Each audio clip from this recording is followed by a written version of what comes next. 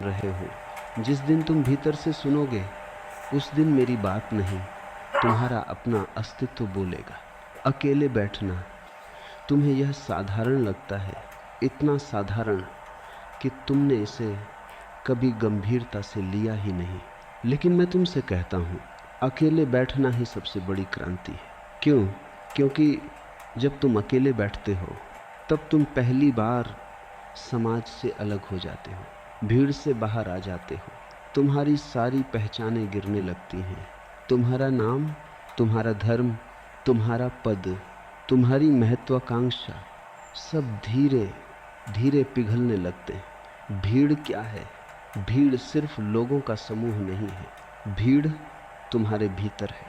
तुम्हारे विचार भी भीड़ है, तुम्हारी इच्छाएं भी भीड़ हैं, तुम्हारे डर भी भीड़ हैं। तुम कभी अकेले नहीं रहे। तुम बाजार में हो भीड़, तुम घर में हो भीड़, तुम अपने कमरे में हो फिर भी भीड़। क्योंकि तुम्हारे भीतर हजारों आवाजें चली, अधूरे हो।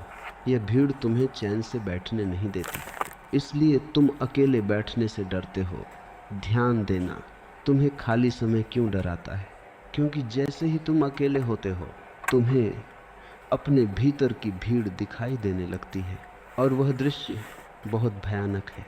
तुम सोचते थे कि तुम एक हो, लेकिन तुम हजारों टुकड़ों में बंटे हुए हो। यही कारण है कि लोग टीवी चलाते हैं, फ़ोन उठाते हैं, किसी से बात करने लगते हैं, बस किसी भी तरह उस अकेलेपन से बचना चाहते हैं। लेकिन मैं तुम्हें एक रहस्य देता हूँ, जिससे तुम भाग रहे हो वही तुम्हारी मुक्ति का द्वार है। अकेले बैठना वह दरवाज़ा है जहाँ से तुम अपने असली स्वरूप में प्रवेश करते हो। एक छोटी सी कहानी। एक आदमी मेरे पास आया, बहुत बेचैन था। उसने कहा, मैं बहुत दुखी हूँ, मुझे शांति चाहिए। मैंने उससे कहा, जाओ रोज़ 1 घंटे अकेले बैठो। वह हंस पड़ा। उसने कहा, यह तो बहुत आसान है। मैंने कहा, इसीलिए तुमने कभी किया नहीं। 1 हफ्ते बाद वह वापस आया। उसका चेहरा बदला हुआ था। उसने कहा, यह बहुत कठिन है। मैंने पूछा, क्यों? उसने कहा, जैसे ही मैं बैठता हूँ मेरे भीतर पागलपन शुरू हो जाता है। मैं मुस्कुराया। मैंने कहा, वही पागलपन तुम्हारा असली चेहरा है। अब तक तुम उससे भागते रहे हो। क्रांति क्या है? तुम सोचते हो क्रांति मतलब बाहर बदलाव, समाज बदल जाए, सरकार बदल जाए। नहीं, वह सब सतही है। सबसे बड़ी क्रांति है जब तुम खुद से मिलते हो, और खुद से मिलना तभी संभव है जब तुम अकेले बैठते हो। जब तुम सच में अकेले बैठते हो तो धीरे धीरे एक प्रक्रिया शुरू होती है। पहले विचार तेज हो जाते हैं, जैसे तूफान आ गया हो। तुम डर जाओगे, तुम सोचोगे ये क्या हो रहा है। लेकिन घबराना मत, यह वही कचरा है जो तुमने सालों से जमा किया है, अब वो बाहर आ रहा है। दूसरा चरण, अगर तुम टिके रहे तो एक अजीब सी खामोशी आने लगती है। विचार कम होने लगते हैं। बीच में खाली जगह दिखने लगती है। वह खाली जगह बहुत कीमती है, वहीं से तुम जन्म लेते हो। तीसरा चरण, और अगर तुम और गहरे गए तो एक दिन ऐसा आता है जब तुम पूरी तरह अकेले हो जाते हो। अब कोई विचार नहीं, कोई आवाज़ नहीं, बस तुम हो। और उस क्षण में तुम्हें एहसास होता है तुम कभी अकेले थे ही नहीं, तुम पूरे अस्तित्व से जुड़े हुए हो। यही विरोधाभास है। जब तुम भीड़ में होते हो तब तुम अकेले हो, और जब तुम सच में अकेले होते हो तब तुम पूरे ब्रह्मांड के साथ हो। इसलिए मैं कहता हूँ, अकेले बैठना एक साधारण क्रिया नहीं है, यह विद्रोह है। यह समाज के खिलाफ नहीं, यह तुम्हारे झूठे अहंकार के खिलाफ है। तुम तैयार हो? अगर तुम सच में इस यात्रा पर जाना चाहते हो तो मैं तुम्हें एक छोटा सा प्रयोग देता हूँ। रोज़ 20 मिनट बस बैठो, कुछ मत करो, आंखें बंद कर लो या खुली रखो, लेकिन कुछ मत करो। न मंत्र, न प्रार्थना, न कल्पना, बस बैठो और देखो क्या होता है। तुम्हारा मन तुम्हें धोखा देगा, वह कहेगा यह बेकार है, समय बर्बाद हो रहा है, कुछ और करो, लेकिन तुम बस साक्षी बने रहना। धीरे धीरे तुम्हारे भीतर एक नई ऊर्जा जन्म लेगी, एक नई स्पष्टता, एक नई शांति, और तब तुम्हें समझ आएगा अकेले बैठना ही सबसे बड़ी क्रांति क्यों है। मैं फिर बोल रहा हूँ, और अब जो मैं कहूँगा उसे सिर्फ सुनना मत, उसे अपने भीतर उतरने देना, क्योंकि यह यात्रा अब गहरी होने जा रही है।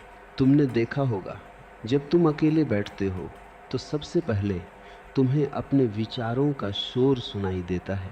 वह शोर नया नहीं है, वह हमेशा से था, बस पहले तुम इतने व्यस्त थे कि उसे सुन नहीं पाते थे। अब तुम रुक गए हो तो वह सब जो दबा हुआ था वह सतह पर आ गया है। मन का स्वभाव समझो, मन कोई ठोस चीज नहीं है, मन एक प्रक्रिया है। जैसे नदी बहती है, विचार आते हैं जाते हैं और तुम सोचते हो यही मैं हूँ। यही सबसे बड़ा भ्रम है। तुम विचार नहीं हो, तुम वह हो जो विचारों को देख रहा है। लेकिन यह समझ केवल शब्दों से नहीं आती, इसे अनुभव करना पड़ता है। एक और कहानी। एक छोटा बच्चा था, वह नदी के किनारे बैठा था। पानी में पत्ते बह रहे थे। वह हर पत्ते को पकड़ने की कोशिश करता, लेकिन हर बार पत्ता उसके हाथ से निकल जाता। थक कर वह बैठ गया और पहली बार उसने देखा पत्ते खुद ही बह रहे हैं, उसे कुछ करने की ज़रूरत नहीं है। तुम भी वही बच्चा हो। तुम हर विचार को पकड़ने की कोशिश करते हो, उसे रोकना चाहते हो, बदलना चाहते हो, लेकिन विचार नदी के पत्तों की तरह हैं। वे आते हैं और चले जाते हैं। अगर तुम उन्हें पकड़ना बंद कर दो तो धीरे धीरे तुम उनके साक्षी बन जाओगे। साक्षी भाव असली क्रांति। जब तुम अकेले बैठते हो और सिर्फ देखते हो तो एक चमत्कार होता है। तुम पहली बार अपने मन से अलग हो जाते हो। पहले तुम कहते थे मैं गुस्से में हूँ, अब तुम देखते हो गुस्सा आ रहा है। ये छोटा सा अंतर बहुत बड़ा है। पहले तुम गुस्सा थे, अब तुम गुस्से के देखने वाले हो। और जैसे ही ये अंतर आता है, गुस्सा अपनी ताकत खो देता है, दुख अपनी पकड़ छोड़ देता है, डर धीरे धीरे गायब होने लगता है।